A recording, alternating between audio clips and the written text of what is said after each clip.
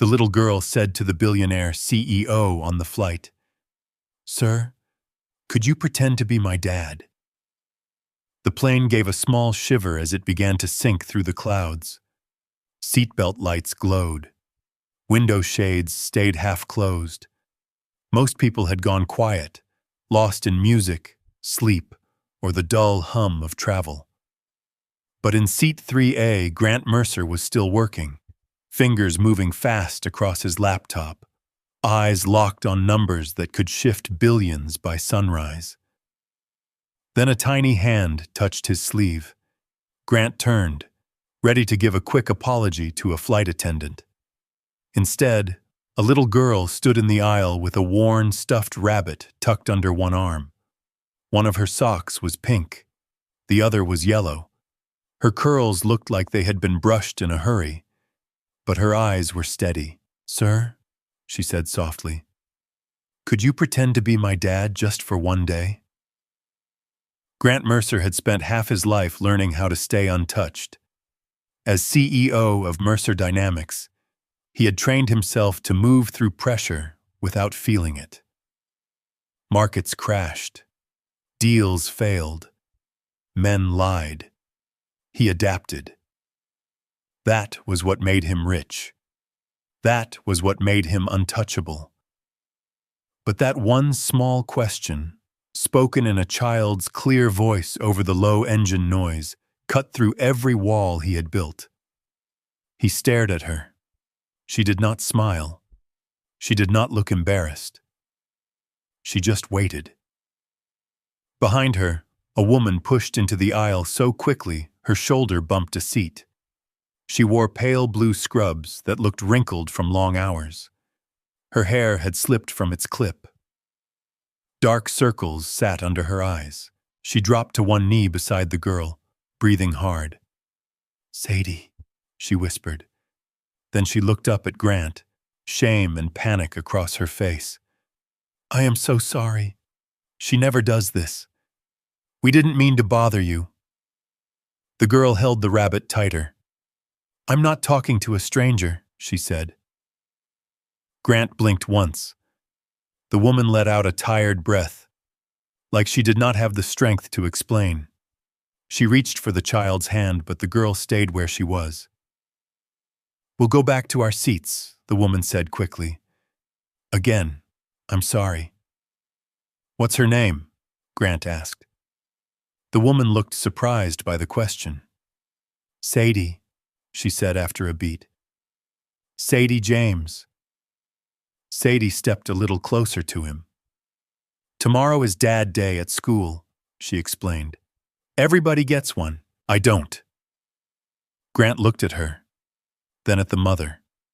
Her face gave him the answer before she spoke. There was no father coming. Maybe not tomorrow. Maybe not ever.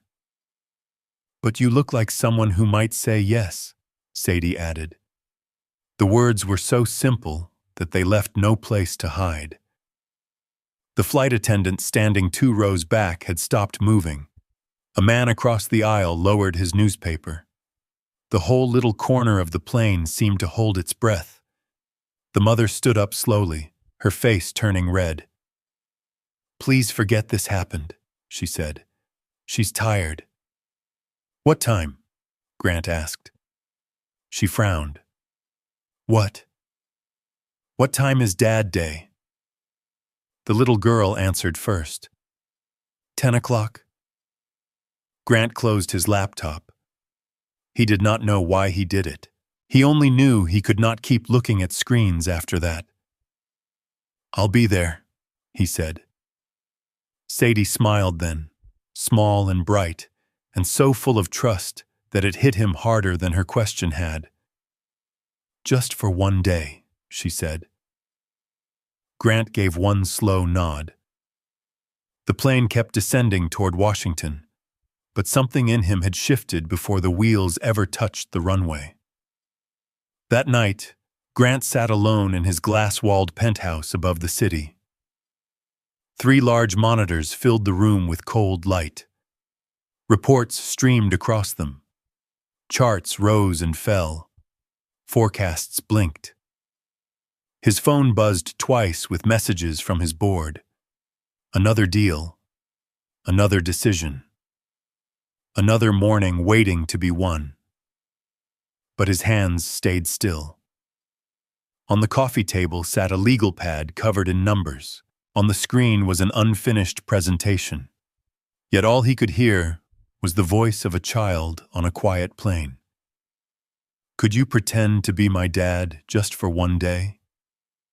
He leaned back and rubbed a hand over his face. It was not the sadness in her voice that stayed with him. It was the calm. She had asked like she was offering him something, not begging for it. That honesty unsettled him. Grant opened a browser and searched the school listed on the crumpled flyer Sadie's mother had dropped while reaching for her. Oak Hollow Elementary, Family Day. Classroom 2B. Guests welcome. He stared at the screen for a long time. Then he shut the laptop. The next morning, he arrived at 9:57. He came alone. No driver, no assistant, no security detail. Instead of a dark suit, he wore a navy sweater and plain slacks. He still looked rich. Men like Grant always did. But there was something softer about him without the armor of a boardroom. The woman at the front desk looked up from her coffee.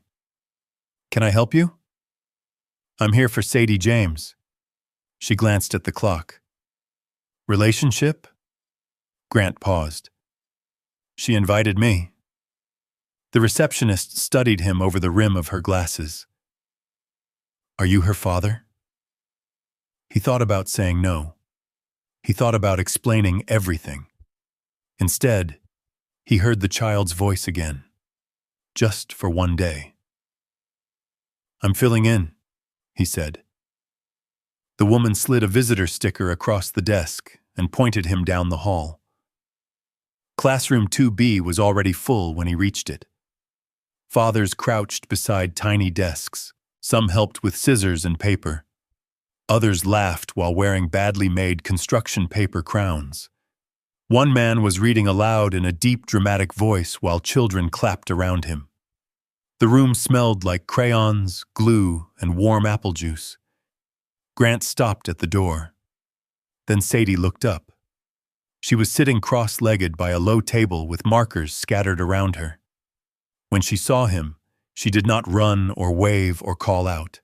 She simply stood, walked straight to him, and took his hand like she had always known he would come.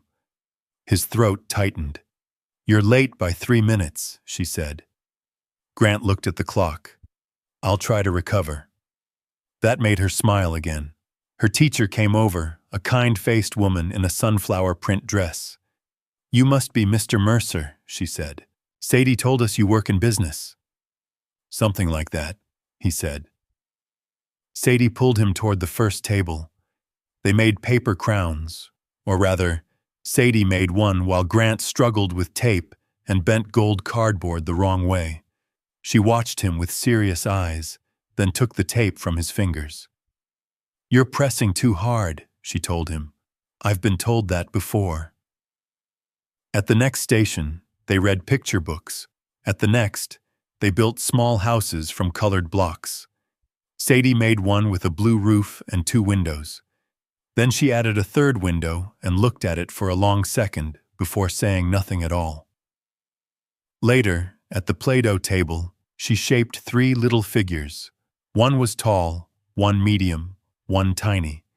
She lined them up carefully and pressed them close together. Grant noticed, but he did not ask. He was learning that morning that silence could be kinder than questions. When story time came, the teacher stood near the rug and smiled at the room. "Would any of our guests like to read?" Grant looked down, hoping not to be noticed. Sadie raised her hand at once. "This is my dad," she said. Then, after a tiny pause, she added in a softer voice, "Just for today." A few parents glanced up. One child giggled. Somewhere near the windows, Someone whispered. Grant felt the whole room lean toward him. Sadie held out a worn picture book with both hands. He took it. His voice sounded stiff on the first page. Careful, flat, like a man presenting quarterly numbers instead of reading to children. But the pages turned. The room softened. A few children leaned closer. Sadie settled beside him, warm and quiet. By the time he reached the last page, her shoulder was resting against his arm. "I like stories where people find each other," she whispered. Grant looked down at her.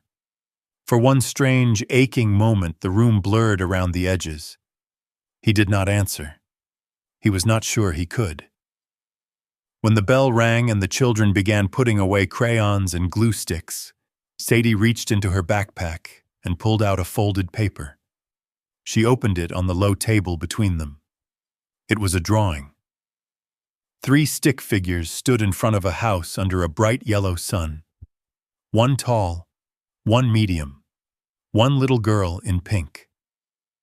Above them, in crooked purple letters, were the words, "Home for a little while."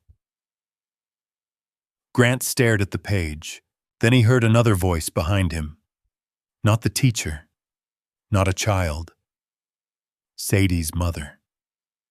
And when he turned and saw the look on her face as she stood in the doorway, he understood that whatever had begun on that plane was no longer something small enough to pretend. Sadie's mother stood in the classroom doorway, with one hand still wrapped around her car keys. Her pale blue scrubs were creased from another long shift. A paper coffee cup hung loosely from her fingers. She had probably come straight from the hospital. Her tired eyes moved from the drawing on the table to Sadie leaning against Grant's arm, then back to his face. For a second, none of them spoke. The late morning sun fell through the classroom windows and lit the dust floating in the air. Children laughed in the hallway. Chairs scraped across the floor. But inside that small circle around the table, the world felt still. "Mommy," Sadie said softly, "he came." The woman swallowed hard. "I can see that." Her name, Grant would soon learn, was Emma James. She was not the kind of woman who expected kindness from life. That showed in the way she stood, half-braced for disappointment even now, even with her daughter smiling for the first time that morning. Grant rose slowly from the little chair. "I hope this was all right." Emma looked at him for a long moment. "You actually showed up," she said. It was not gratitude. Not exactly. It sounded more like disbelief. Sadie tugged on Emma's sleeve and held up the drawing. "Look, this is us for today." Emma's eyes flicked to the paper, then away again. Something moved across her face too fast to name. Pain, maybe, or fear. "That's beautiful," she said, but her voice had gone thin. The teacher stepped in with easy warmth and began praising Sadie's crown and her blockhouse and the way she had joined Storytime. Emma nodded politely, but Grant could feel her unease.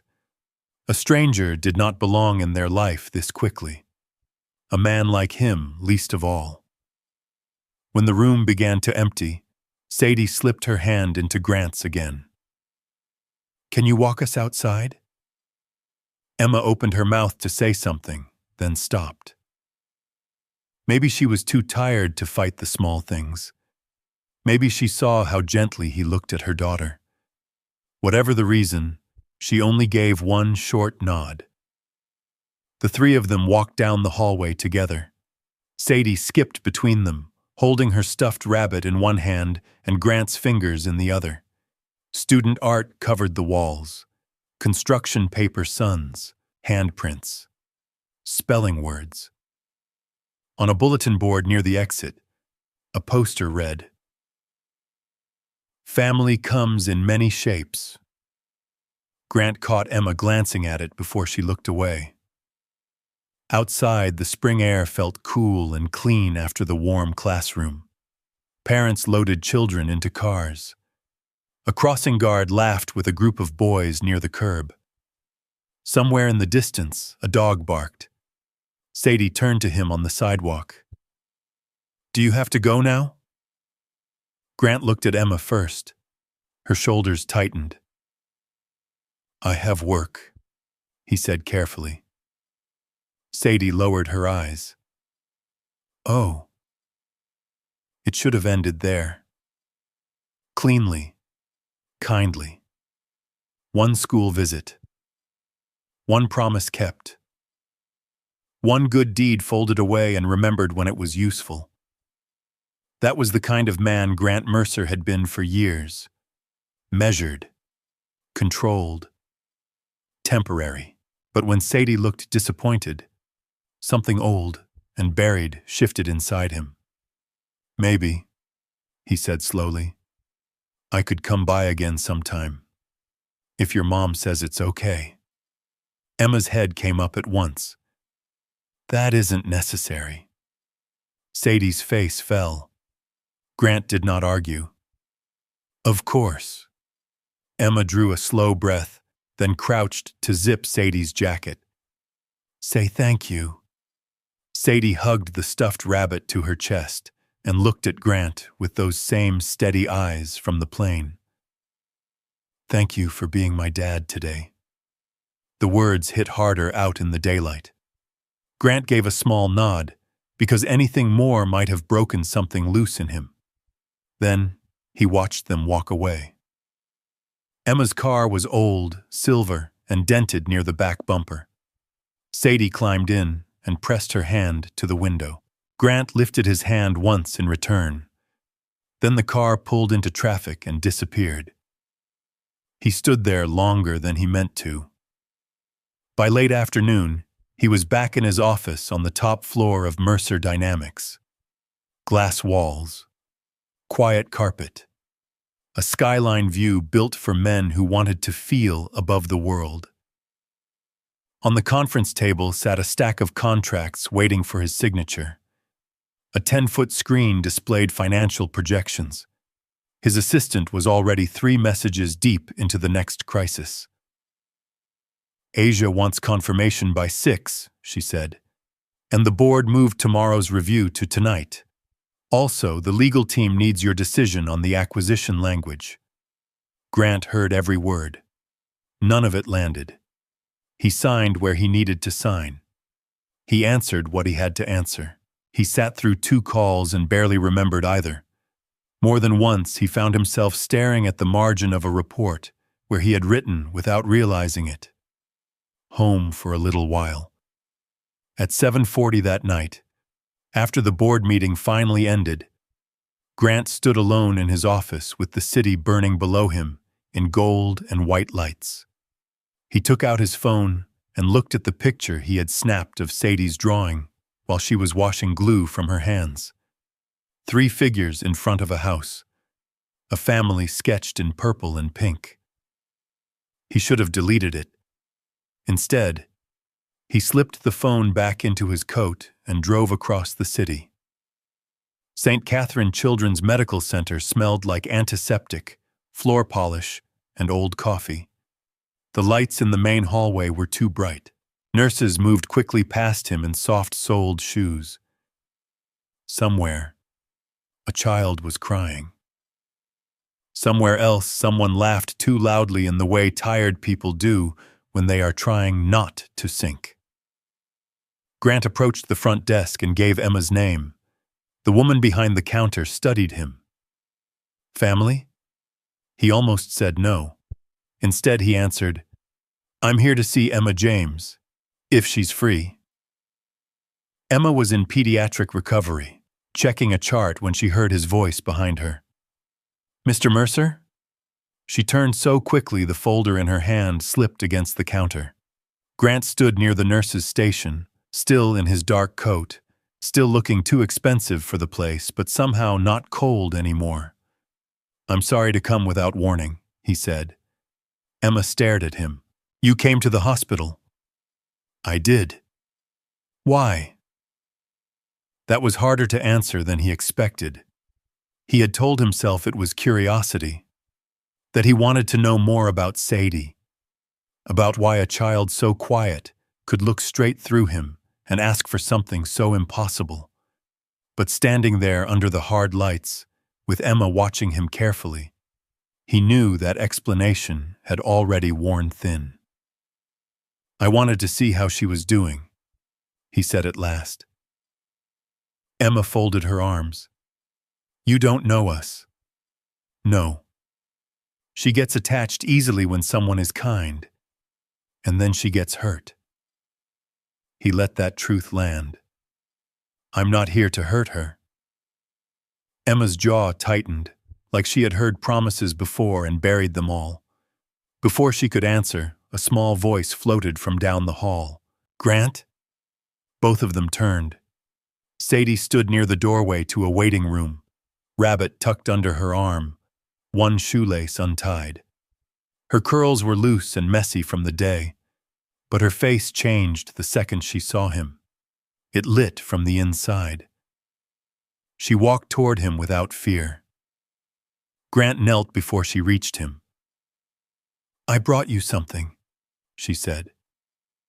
From behind her back, she pulled a folded paper and placed it into his hands. He opened it carefully. Another drawing.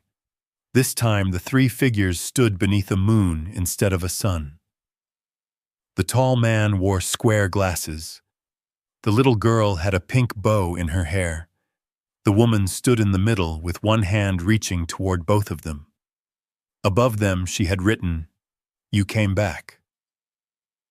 Grant looked up. Sadie smiled. "I knew you would." Behind him, Emma went very still, and in the long white hospital hallway, with nurses moving around them and machines beeping in distant rooms, Grant understood something frightening in its tenderness. The child was no longer asking him to pretend. She was beginning to believe him. Grant looked down at the drawing in his hands for a long time. "You came back." The words were written in shaky blue crayon, the letters uneven, but they carried more weight than any contract he had signed in years. He had spent his life building companies, buying time, controlling outcomes. Yet one little girl had turned his return to a hospital hallway into something sacred. Emma saw it too. He could tell by the way her face softened, then quickly closed again. "Sadie," she said gently, "why don't you go sit with Mrs. Lane for a minute while I talk to Mr. Mercer?" Sadie nodded, but before she left, she touched Grant's wrist. "Don't go yet." His throat tightened. "I won't," he said. Only when she disappeared into the waiting room did Emma turn back to him. The bright hospital lights made the tiredness in her face impossible to hide. She looked like a woman who had carried too much alone for too long. "You can't keep doing this halfway," she said quietly. "You can't come into her life when it feels right and vanish when your world gets busy again." Grant did not defend himself. He knew she was right. "I'm trying to understand what this is," he said. Emma gave a sad little shake of her head. "She doesn't need a man trying to understand. She needs someone who stays." The words struck him with the force of memory. Someone who stays. That night, back in his penthouse, Grant could not sleep. The city below him glittered in the dark, distant and cold. His living room was full of beautiful things that meant nothing. Glass, steel, soft leather, expensive silence. He opened a drawer he had not touched in years. Inside was a framed photo, face down. His fingers tightened before he turned it over. A woman with laughing eyes. A little boy with dark hair, grinning wide, one front tooth missing. His son, Owen. 6 years old forever. Grant sat down slowly with the photo in his hands. There had been a school day once, a science fair, a cardboard rocket ship. Owen had asked him to come. Grant had promised the next one because there was always one more meeting, one more flight, one more deal that could not wait. But the next one never came. A drunk driver had taken his wife and son on a rainy afternoon while Grant was halfway through a presentation in Chicago. He had not made it to the hospital in time. He had not made it to anything that mattered. For years after, he built his life around not feeling that truth. But Sadie had found the locked door in him and pushed it open with a stuffed rabbit in one arm and a question in her voice. The call came 2 nights later. It was past midnight when his phone rang. Emma's name flashed across the screen. Grant answered before the second ring. "Emma?" Her voice was thin with panic. "She has a fever. It's high and she keeps crying for you." He was already reaching for his coat. Emma's apartment was on the 2nd floor of an old brick building in Arlington. The hallway smelled faintly of bleach and old heat. When she opened the door, she looked pale and shaken, barefoot on the worn floorboards. "She won't sleep," Emma whispered. "She keeps asking if you're coming." Grant stepped inside. The apartment was small but warm in the way real homes are warm. A lamp glowed in the corner. Tiny shoes sat by the door. Crayon drawings were taped to the refrigerator. On the couch, beneath a nest of blankets, Sadie was curled up with flushed cheeks and damp curls stuck to her forehead. The moment she heard him, her eyes opened. "Grant," she whispered. He crossed the room and knelt beside her. Her skin burned under his hand. "I'm here." Her fingers reached for his at once and held tight. For the next 6 hours, he barely moved. He sat beside her with a cool cloth, changing it when it warmed, murmuring soft promises into the dim room while the clock crawled toward dawn. Emma sat nearby in a chair, too worried to sleep, watching the man who had entered their lives by accident now hold her daughter like he had been meant for it. At 3:12 in the morning, Sadie stirred and whimpered in her fever haze. "Don't leave me too," she whispered, "like he did." Grant closed his eyes. He did not need to ask who she meant. He bent forward and gathered her carefully into his arms. She was light, fragile, trusting. "No," he said, his voice rough and breaking. "I'm not leaving." Sadie pressed her burning face against his chest and slowly stopped trembling. When dawn finally came, the fever began to ease. Emma stood in the kitchen doorway, holding a mug she had forgotten to drink from. Her eyes moved from Sadie sleeping against Grant to his face, drawn and tired, and something changed in her then. Fear was still there. So was caution. But there was something else now, too. Recognition. This man was not pretending anymore. An hour later, once Sadie was sleeping deeply, Emma met Grant in the narrow hallway outside the apartment. "She remembers more than I thought," Emma said quietly. "Her father left when she was 2. I used to tell myself she was too little to carry it." Grant leaned back against the wall. "Children carry what breaks them." Emma looked at him then, really looked. "What happened to you?" she asked. He could have lied. He could have kept the polished version of himself in place, but the morning light was too honest for that. "My wife and son died 7 years ago," he said. "I chose work over them too many times before that. I thought there would always be another school day. Another chance. There wasn't." Emma's breath caught. Grant stared at the floor. "I have built everything except the life that mattered." The hallway went still. Then Emma stepped closer, not touching him, but close enough that he could feel the warmth of another person in his grief. "You came when she needed you," she said. "That matters too." A week later, the past came knocking. It was a Sunday morning. Cartoons murmured from the living room. Sadie sat at the kitchen table coloring a house with a red door. Grant had stopped by with bagels and orange juice. Emma was laughing softly at something Sadie said when 3 hard knocks hit the apartment door. Emma opened it and went still.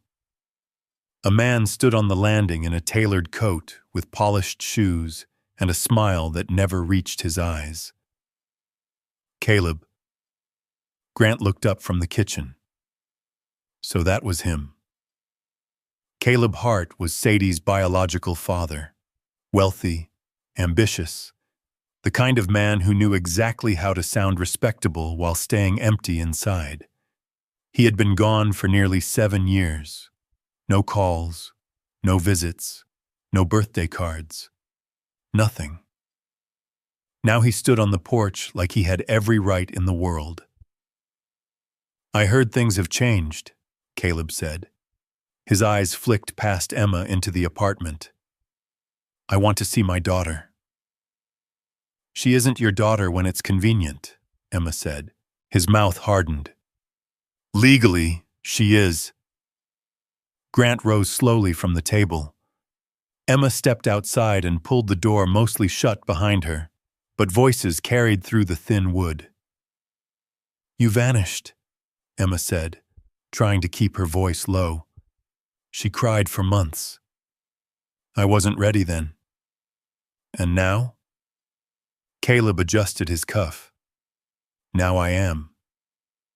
Grant did not need to hear more to know what that meant. Men like Caleb only returned when returning served them. When Emma came back inside, her hands were shaking. "He's filing for guardianship," she said. Sadie looked up from her coloring page. "Who was that?" Emma knelt quickly beside her. "Nobody you need to worry about right now." But children feel fear even when adults hide the words. Sadie's eyes moved to Grant. "You're not going away, right?" He crossed the room and crouched beside her chair. "No," he said. "I'm staying." The courthouse smelled like polished wood and old paper. Cameras waited on the stone steps outside, drawn by Caleb's public name and Grant's larger one. Inside, the air was tense and cold. Emma sat on one side of the courtroom with Sadie beside her, holding the stuffed rabbit in both hands. Grant sat close enough that Sadie's shoe touched his. Across the aisle, Caleb looked calm, rehearsed, almost bored. When the hearing began, Caleb's attorney spoke first. Blood ties, legal rights, a father ready to take responsibility now. Grant's jaw tightened with every word. Emma stood next. Her voice trembled at first, but only at first. "Sadie does not need a stranger who shares her blood," she said. "She needs the people who have loved her enough to stay." The judge listened, expression unreadable. Then, after reviewing the papers, she looked toward Sadie. "If the child wishes to speak, the court will hear her." The room fell silent. Emma inhaled sharply. Sadie looked down at her rabbit, then at Grant, then slowly rose to her feet. Her steps across the courtroom were tiny, certain. Every eye followed her. She stopped in the center of the room and held up a folded drawing with both hands. "My name is Sadie James," she said. Her voice shook, but it was clear. She opened the paper. 3 crayon figures stood under a yellow sun. A woman, a little girl, a tall man with glasses. "This is my family," she said. Caleb shifted in his seat. The judge leaned forward. Sadie turned and looked straight at Grant. "I already picked my dad," she whispered. Then stronger, "I don't need the one who left. I need the one who stays." Emma's hand flew to her mouth. Grant felt tears burn behind his eyes, hot and sudden, and impossible to hide. The courtroom stayed quiet for one long, holy second. Then the judge spoke. In light of the child's clear preference, her established emotional bond, and the absence of demonstrated care from the petitioner over several years, the request for guardianship is denied. The breath seemed to leave the whole room at once. Emma broke first. She bent forward, crying into her hands.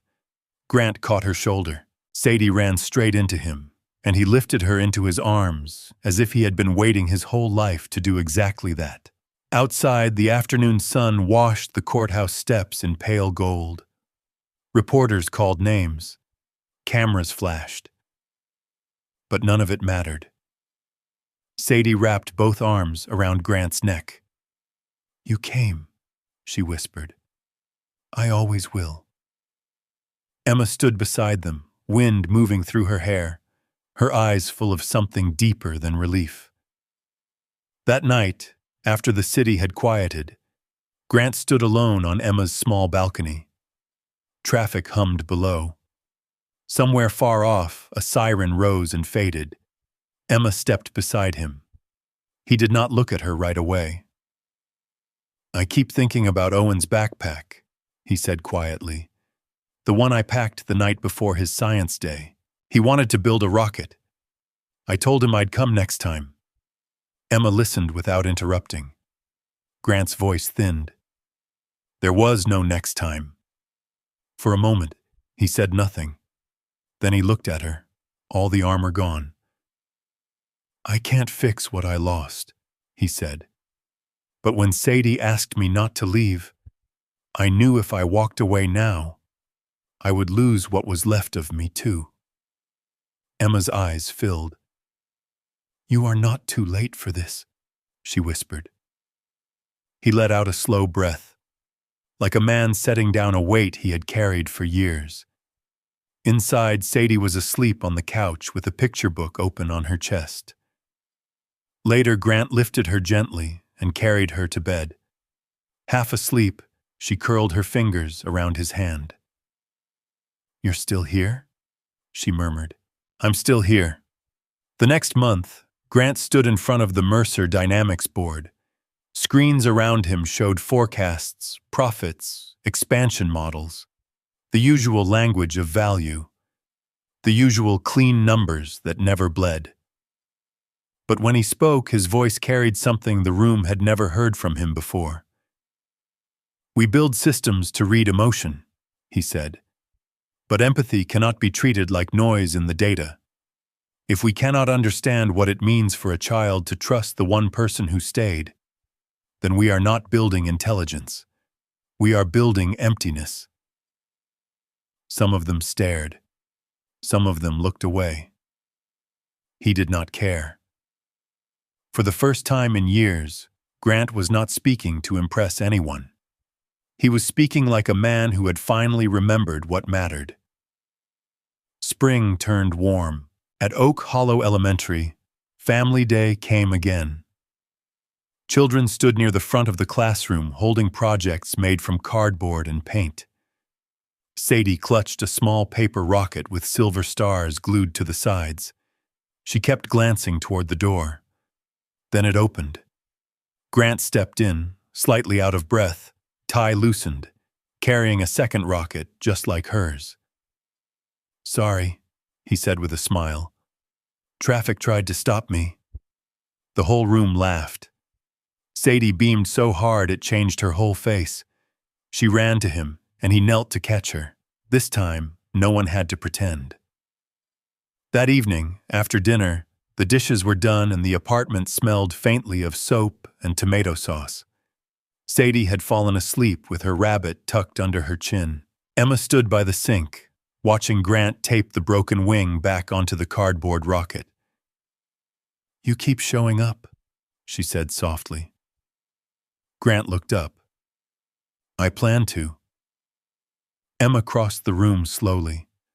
She stopped in front of him, eyes shining in the kitchen light. "So do I," she whispered. When he kissed her, it was gentle and certain, not rushed, not borrowed. The kind of kiss that belongs to people who have seen each other broken and stayed anyway. Outside, the city lights shimmered beyond the window. Inside, on the kitchen table, lay a child's drawing of 3 figures standing in front of a house. No crooked words this time. No need. It was already true. They were a family, not because law had named them, not because blood had claimed them, but because love had. If you believe stories still matter, go ahead and hit subscribe. Stories Beyond the Porch. Drop a comment telling me where you're watching from. I love seeing how far these stories travel. Thanks for watching.